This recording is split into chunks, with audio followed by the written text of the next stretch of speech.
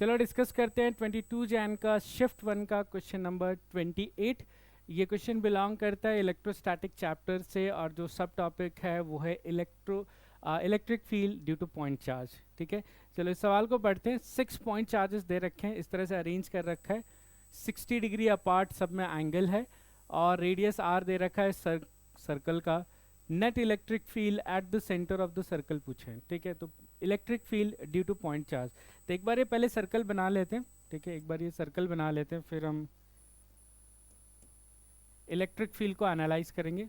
तो यहाँ पर ये बन गया हमारा सर्कल और साथ में हमने कुछ रेफरेंस पॉइंट्स लाइंस भी ले ली। तो सारे लाइंस को हम ड्रॉ कर देते हैं। तो एक चार्ज का लाइन यहाँ पर है, एक चार्ज का लाइन यहाँ पर है और एक स्ट्रेट पे। तो अब सारे चार्जेस को प्लेस करते हैं।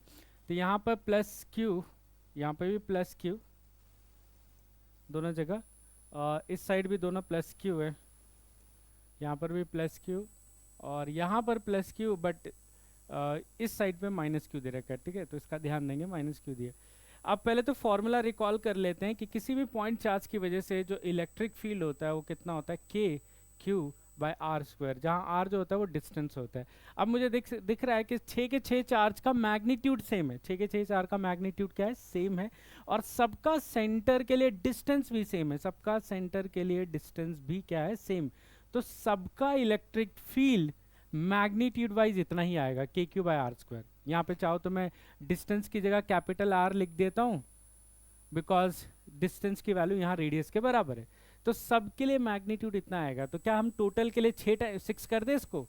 बिल्कुल भी नहीं, ऑब्वियसली, क्योंकि इलेक्ट्रिक फील्ड हमारा वेक्टर क्वांटिटी है। तो जब हमें टोटल निकालना होता है तो हमें वेक्टर एडिशन करना होता है। तो सीधा 6 टाइम नहीं करेंगे हम लोग, इनका वेक्टर एडिशन करेंगे। तो एक एक करके सबका डायरेक्शन देखते हैं। अब पॉजिटिव चार्ज की वजह से electric field away from itself होता है, जो हम याद रखते हैं एज अ कॉन्सेप्ट, और नेगेटिव चार्ज की वजह से इलेक्ट्रिक फील्ड टूवर्ड्स इटसेल्फ होता है। ठीक है, positive charge away from itself, negative charge towards itself. जैसे कि ये वाला चार्ज की वजह से यहाँ इलेक्ट्रिक फील्ड देखना है तो अवे फ्रॉम इटसेल्फ। तो अगर ये ऊपर है तो अपने से दूर डायरेक्शन होगा इलेक्ट्रिक फील्ड का, like this, downward, away from itself.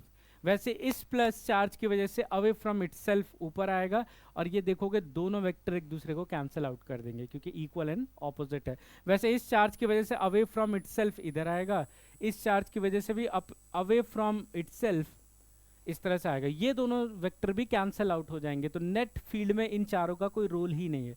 अब बाकी इन दोनों की बात करते हैं। तो इस चार्ज की वजह से इलेक्ट्रिक फील्ड इधर आएगा अवे फ्रॉम इटसेल्फ, बट जो ये नेगेटिव क्यू है, जैसे मैंने बताया, नेगेटिव चार्ज की वजह से इलेक्ट्रिक फील्ड टुवर्ड्स इटसेल्फ। ठीक है, टुवर्ड्स इटसेल्फ, इसलिए दूसरा वेक्टर उसका भी उधर ही आएगा, ऐसे दोनों का एरो सेम डायरेक्शन में, इसलिए ये दोनों ऐड हो जाएंगे और ये दोनों का एडिशन ही नेट फील्ड बन जाएगा क्योंकि बाकी वेक्टर कैंसिल आउट हो चुके हैं।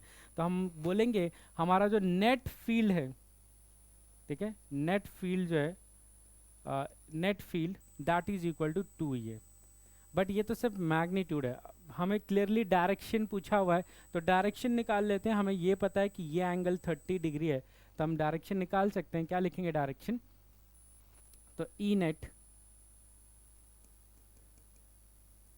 नेट कितना आएगा, 2e, ठीक है, cos 30 माइनस आई कैप, क्योंकि डायरेक्शन उसका कंपोनेंट माइनस डायरेक्शन में आएगा। ये हमारा रिजल्टेंट है, तो इसका x कंपोनेंट और y कंपोनेंट, दो कंपोनेंट बना रहे, प्लस ऐसे 2e साइन 30 क्या होगा, प्लस जे कैप। तो हमारा आंसर माइनस आई और प्लस जे में आना चाहिए। तो माइनस आई और प्लस जे, अच्छा नेगेटिव साइन भी बाहर निकाल रखे हैं तो हम भी नेगेटिव बाहर कर देते हैं। तो cos 30 होता है √3/2, साइन 30 होता है हाफ, तो 2 और 2 कैंसिल होके ये बचेगा, ई की वैल्यू बाहर कर देते हैं तो ये बचेगा माइनस √3 आई कैप प्लस जे कैप। अब यहाँ से बस सॉल्व कर लेते हैं, माइनस बाहर निकाल देते हैं और ई की वैल्यू पुट कर देते हैं 1/4 पाई एप्सिलॉन के क्यू बाय आर स्क्वायर, यह आ गया √3 आई कैप माइनस जे कैप।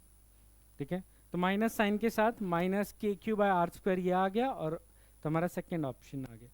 ठीक है, थोड़ा सा केयरफुल रहना है डायरेक्शंस को लेकर। ये सवाल दिखने में इजी लगता है, इसीलिए इसमें ज़्यादा मिस्टेक्स हो जाती हैं जब हम डायरेक्शंस का ध्यान नहीं रखते हैं।